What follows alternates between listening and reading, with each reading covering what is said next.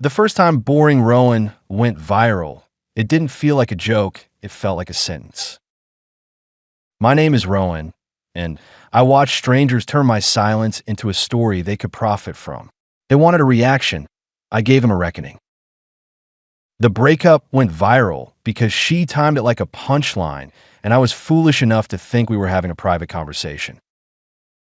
I remember the ring light first.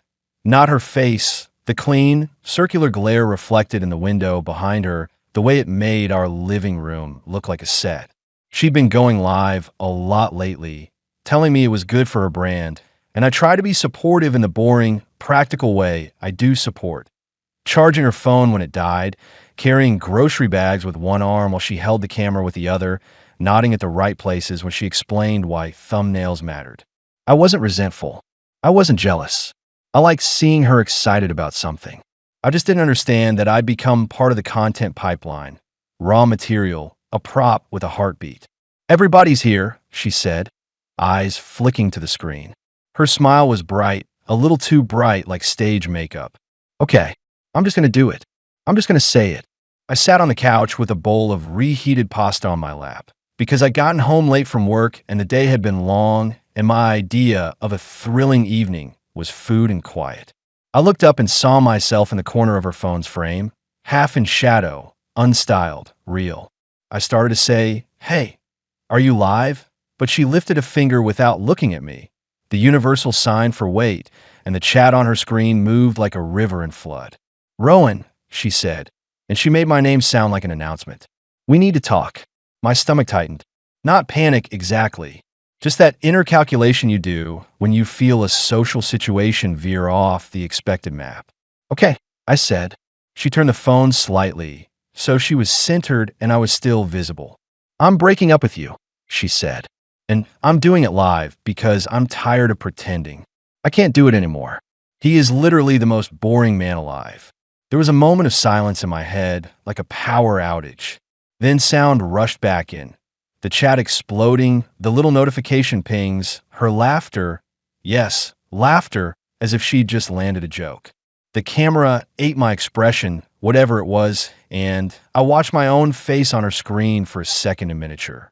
My eyes blinked. My mouth parted slightly. I didn't shout. I didn't stand up. I didn't throw the pasta. I simply sat there and tried to understand what kind of person does this to someone they claim to love. "Boring," she continued, leaning forward like she was telling a secret. "He doesn't want to go out. He doesn't like clubs. He doesn't do spontaneous. He doesn't get it. He's like a beige wall with a LinkedIn." People in the chat spammed laughing emojis. Someone typed "boring king." Someone else typed "dump him SIS." Someone asked, "Is he crying?" And that one landed strangely because it made me aware of my throat, of the way it had tightened like a fist. I looked at her, not the camera. "Are you serious?" I asked. She shrugged, still smiling at the phone. "See? Even that. Like, no emotion, no vibe, nothing. I'm done." I set the bowl down carefully on the coffee table because I didn't want to spill and I didn't want to create a spectacle. I stood up. My knees felt steady. My heart felt like it had moved into my ears. I said, "Turn it off." Her eyes flashed, annoyed. "No, people deserve honesty. They don't deserve to watch you humiliate me," I said, and my voice surprised me by being level. Calm is not weakness. Calm is control, and control was the only thing I could hold on to in that moment. She rolled her eyes. "Oh my God, that's what I mean. You're so, turn it off," I repeated. She didn't. So I did something that would protect both of us legally and morally. I left. I didn't touch her phone. I didn't grab it. I didn't argue on camera. I didn't say anything that would become a clip stripped of context. I picked up my keys and my jacket and walked out of my own living room as the chat screamed my name like it was entertainment. I heard her say, "He's leaving," with a delighted tone, as if this proved her point. I closed the door behind me softly because slamming doors is what people do when they want the world to feel their anger. I didn't want the world to feel my anger. I wanted the world to stop having access to me. Outside, the night air felt colder than it should have. I sat in my car and stared at the steering wheel for a long minute, trying to get my breathing back into a normal rhythm. My phone buzzed, then buzzed again, and again. Texts from friends who'd seen it. Missed calls. A notification from a group chat I hadn't opened in months.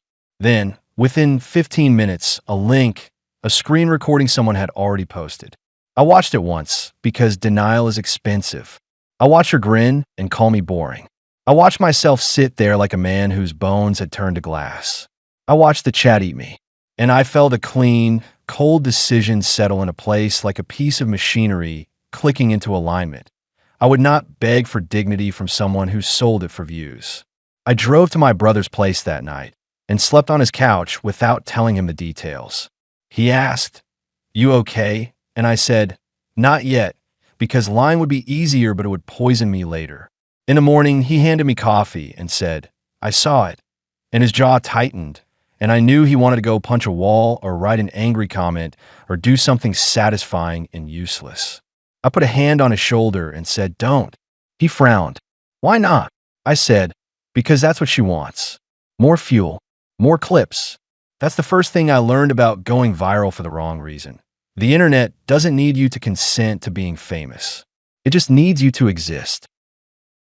By noon, Most Boring Man Alive was trending. There were reaction videos. There were duets with strangers pointing at my face like I was a museum exhibit. There were memes with beige paint swatches labeled Rowan.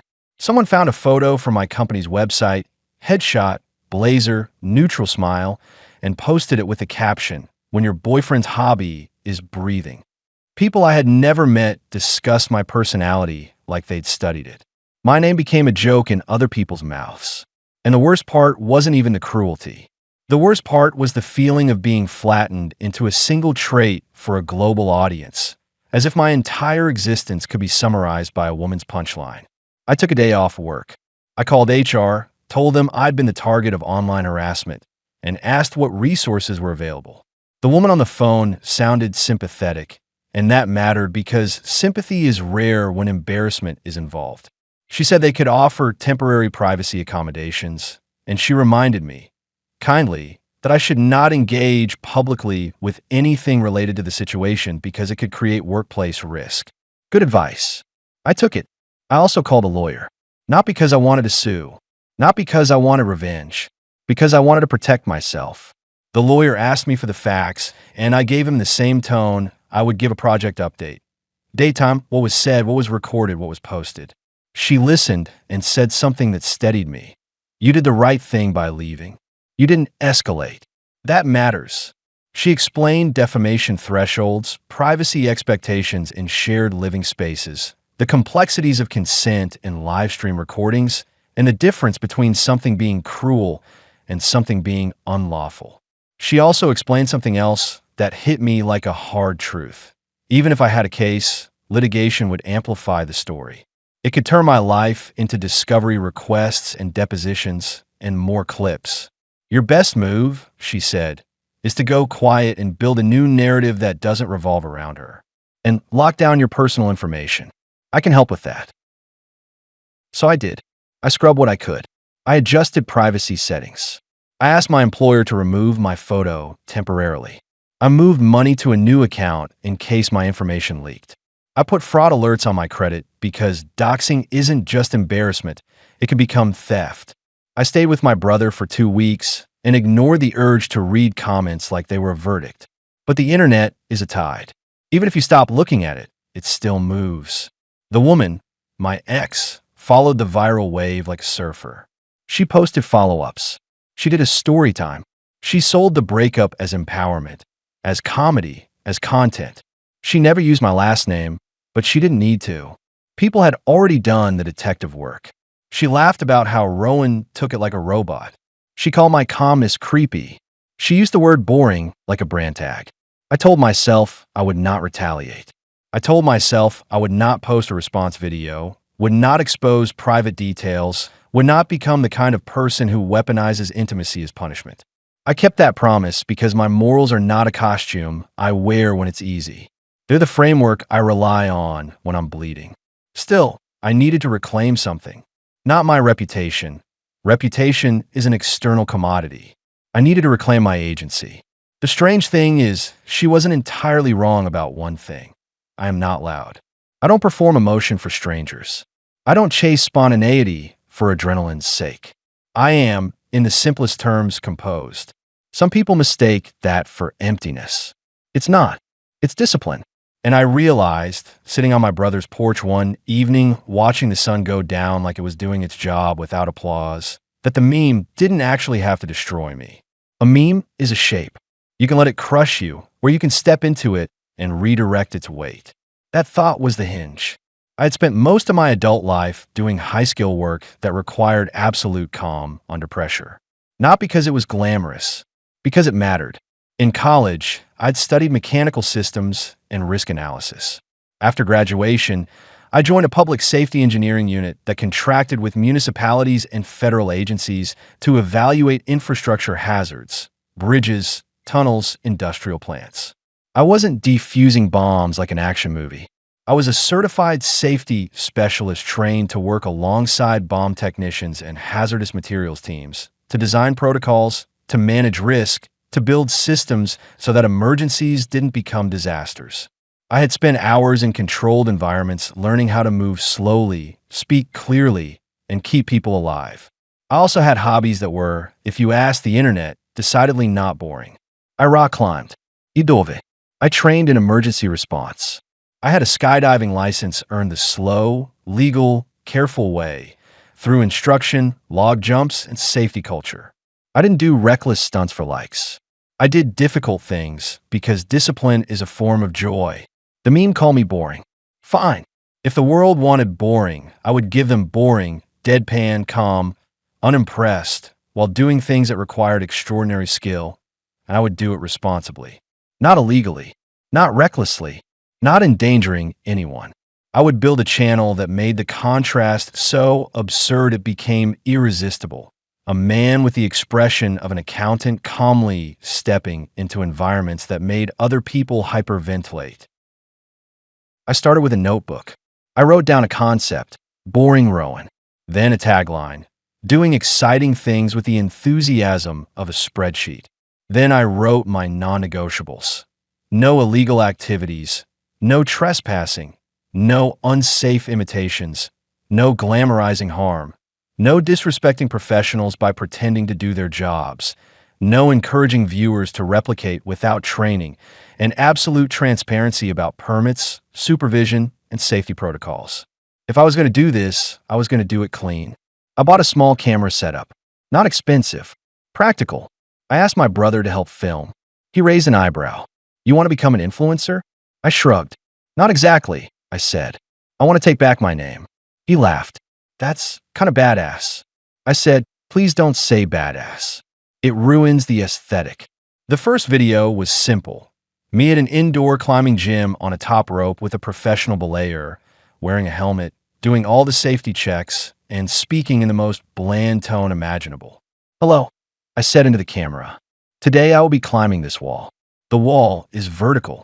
I will attempt to not fall. I climbed. I moved steadily. I didn't rush. I didn't shout. I didn't celebrate. When I reached the top, I looked into the camera and said, this was acceptable. Then I added, please hydrate. Then I ended it. My brother edited it with minimal flair. We posted it. It got 50 views. Then 200. Then 5,000. Then overnight, a reaction channel found it and posted, the most boring man alive just climbed a wall like he was checking email. The comments were different from the breakup comments. They were still jokes, but they were affectionate. People wrote, King of Calm. Someone wrote, this is actually soothing. Someone wrote, I have anxiety and this helps. Someone else wrote, he's not boring, he's regulated. Regulated. I like that word. The next video was a controlled scuba dive with a licensed dive shop and a guide. Clear disclaimers at the beginning. Training required. Never dive alone. Follow local laws. Do not attempt because you saw a clip online. I kept the tone deadpan. Underwater, I pointed at a fish and gave it a dry thumbs up. In voiceover, I said, this fish appears to be living its truth. At the end, I surfaced and said, I did not drown. Thank you for your time. The views doubled, then triple. Then people started making compilations. Boring Rowan does not panic. Boring Rowan's heart rate is illegal. Boring Rowan is your therapy. I didn't mention my ex. Not once. I didn't need to. The channel was becoming its own thing, separate from her narrative, and that separation was the whole point. If I made it about her, she would remain the axis. I wanted to move the axis. The third video was my first big leap. A legal, permitted base jump event run by professionals in a country and location where it was allowed, with the required certifications, safety checks, and emergency personnel present. I want to be very clear, because morality matters. I did not sneak onto a bridge, I did not trespass, I did not encourage illegal jumping, and I did not do it without extensive training and oversight. I did it the right way, the way you do anything dangerous if you're a good person, with preparation, respect, and a safety plan. I stood at the platform, wearing the proper gear, harness checked by an instructor. The wind moved my hair. The valley below looked like a long drop into consequence. My brother zoomed in. "How do you feel?" he asked, whispering like he expected me to break character. I stared into the distance with my best blank expression. "I am experiencing an emotion," I said. "It is very subtle." The instructor laughed nervously. "You're okay?" he asked. "I am adequate," I replied. Then I stepped off the platform and fell into open air with the calm of a man stepping into an elevator. The parachute opened perfectly because we did everything by the book. I landed uninjured and walked up to the camera and said, "That was a moderate amount of falling." The video hit 1 million views in 2 days. The meme had been a weapon when it was held against me. Now it was a tool in my hands, and I used it to build something that didn't hurt anyone. The irony wasn't lost on me. The same deadpan face that had been mocked as boring was now the brand. But what kept it from becoming empty was the why. I wasn't doing it for validation. I was doing it to show a different kind of strength. The strength of competence, the strength of calm, the strength of doing things properly when the internet begs for chaos. People started asking for more extreme content. "Do bomb defusal," they wrote. "Go fight a shark. Go to war." People always want the next escalation because attention is a drug and the internet is the dealer. I didn't give them more. I didn't pretend to defuse bombs. I respected the law and the professionals. Instead, I did something smarter. I partnered. I contacted a certified bomb disposal unit, not to play hero, but to do an educational piece about safety, procedure, and why amateurs should never touch suspicious devices. The unit agreed under strict conditions. No operational details that could aid wrongdoing, no showing sensitive equipment setups, no revealing locations, and clear messaging that this work requires licensing and is conducted by trained teams. I signed agreements. I followed them. I showed up, listened, and stayed in my lane. In the video, I stood next to a technician in a bulky protective suit. My voiceover was dry. "This is a professional," I said. "He is wearing clothing that suggests he does not enjoy surprises." The technician chuckled. I continued. "Today, I will observe from a respectful distance and refrain from making the situation worse." Then I included a serious segment about what to do if you see something suspicious. Leave, call authorities, do not touch, do not post online. The comments shifted again, warmer. "He's funny but responsible. This is actually helpful. Finally, a channel that doesn't glamorize dumb risk." I did a shark dive next, again legally, with a licensed operator in a controlled environment where the animals were treated ethically and the rules were strict. I didn't harass wildlife for content. I didn't bait sharks irresponsibly. I listened to marine biologists. I learned. Underwater, a shark passed close, and I looked at it with my deadpan face and gave it the smallest nod like we were co-workers sharing an elevator. In voiceover, I said, "This is a shark. It has teeth. I also have teeth, but mine are mostly decorative." Then I used the rest of the video to talk about conservation and why sharks are vital to ecosystems. The channel grew like a storm. Brands reached out. Networks reached out. People offered me ridiculous money to do reckless things on camera. I turned down anything that required me to compromise safety or ethics, because the easiest way to lose your soul is to rent it out in small chunks. I also hired a manager, not for fame, but for protection, someone who could handle contracts, keep my schedule sane, filter offers, and ensure I didn't accidentally step in illegal traps. My manager's first question was, "Do you want to go after your ex?" "People will watch." I said, "No," he said. "You sure?" I said, "I'm extremely sure." Because I wasn't building a career out of a breakup. I was building a life out of discipline. In the middle of all this, the internet tried to resurrect the original clip, her livestream breakup, like a ghost they could drag back whenever they wanted a nostalgia laugh. But something had changed. Now, when people reposted it, the comments weren't just laughing at me. They were calling her out. Not in a vicious, doxing way. Some people try because the internet always has its worst impulses, but in a moral way. This was cruel. Why would you do that to someone? He's actually awesome. She tried to humiliate him and made him famous. The story had shifted, and she wasn't controlling it anymore. She tried to pivot too. She posted videos mocking my channel, calling it performative, claiming I was doing all this to prove her wrong. She hinted at private details. She tried to bait me into responding. I didn't. I did what calm people do. I kept producing better work.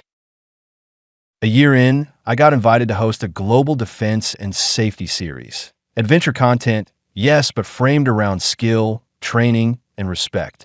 The kind of show where each episode highlights professionals, rescue divers, mountain guides, controlled demolition experts, aviation safety teams, emergency medicine crews.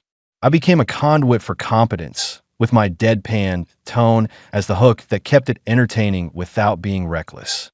On the first day of filming, the producer asked, "Can you be more excited?" I stared at him with my neutral face and said, "No," then I added, "But I can be more prepared." He laughed. Fair. In one episode, I trained with a helicopter rescue team. I did not pretend to be one of them. I practiced under supervision, learning how they manage risk, how they communicate, how they keep civilians alive. In voiceover, I said, "These people are heroes. I am a guest who will follow instructions and not die." People loved it because it honored the real work instead of turning it into a stunt. The money came, and with it a new set of moral tests. It would have been easy to buy a flashy car and become a caricature. I didn't. I paid off my student loans. I bought my brother a new roof. I donated to training programs for rescue services and environmental conservation. I started a scholarship for kids who wanted to go into safety engineering and emergency response, fields that never go viral but keep the world running. I kept my life boring in the ways that mattered. Financial stability, healthy routines, good sleep, honest friendships. And somewhere in that year, I realized the humiliation had done something I didn't expect. It had clarified my values.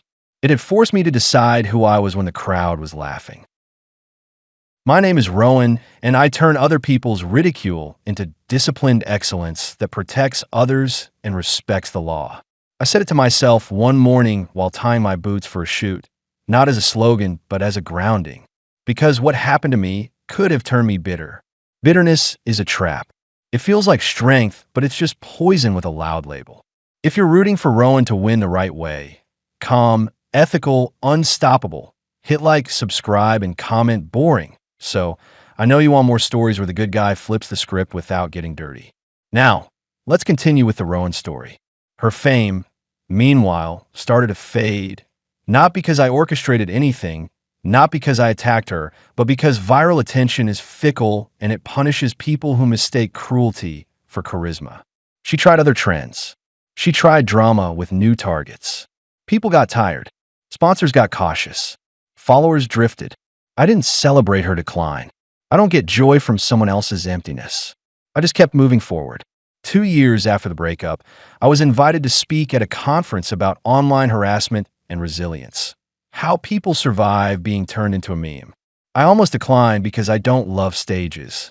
But then I thought about the messages I'd gotten from strangers, people who'd been publicly shamed, people who'd been bullied, people who'd had intimate moments weaponized for views.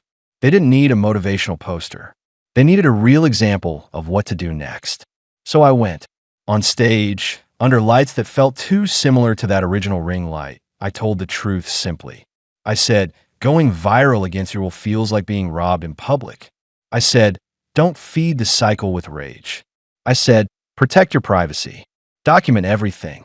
Get legal advice. Lean on your real people. I said, then build something that belongs to you. I did not name her. I did not play the clip. I refused to turn my pain into spectacle again. Afterward, a young guy approached me, maybe 19, eyes red like he'd been crying in a bathroom. He said, "They call me boring too." I looked at him and said, "Boring is a compliment if it means you're stable." He laughed a little. I said, "You don't have to become loud to matter." He nodded like that sentence was a rope he could hold. That's when it hit me. The triumph wasn't the subscribers or the contracts or the global recognition. The triumph was refusing to let cruelty define my identity. Eventually, I fell in love again, quietly, with someone who didn't treat relationships like content, someone who understood that calm is not emptiness, it's trust. We kept it private, not as a secret, but as something sacred. When the internet tried to dig, I didn't tease. I didn't bait. I didn't monetize intimacy. I protected it. One day, my manager forwarded me an email from a journalist. "Your ex says you owe her for making you famous." I stared at the sentence for a long time, marveling at the human ability to rewrite reality to avoid accountability. Then I deleted the email. I owed her nothing. I had paid my own costs. The last time I saw her in person was at an event, an industry gala, cameras everywhere. She approached me with that old performer smile. "Wow," she said, looking me up and down like I was a product she'd helped launch. "You're doing well." I nodded once. "I am," I said. She leaned in slightly. "You know, you could thank me." I looked at her, calm as ever, and I chose a sentence that was truthful without being cruel. "You tried to humiliate me," I said. I chose not to stay humiliated. Her smile faltered. She searched for a comeback, something witty for an imaginary audience. But there wasn't an audience in that moment, just two people and the consequences of their choices. She huffed and walked away. I didn't watch her go.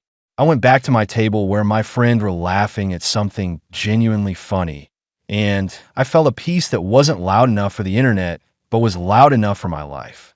If you want the clean version of victory, it looks like this. No lawsuits designed for revenge, no public shaming campaign, no expose video, no cruelty returned. Just discipline, competence, and the refusal to let someone else's hunger for attention become your prison. I didn't become louder. I became undeniable with receipts, boundaries, and a life that couldn't be edited into a punchline. If you want more quiet revenge stories where integrity wins, like, subscribe, and comment boring. Join us tomorrow for more bedtime, threads, AI stories.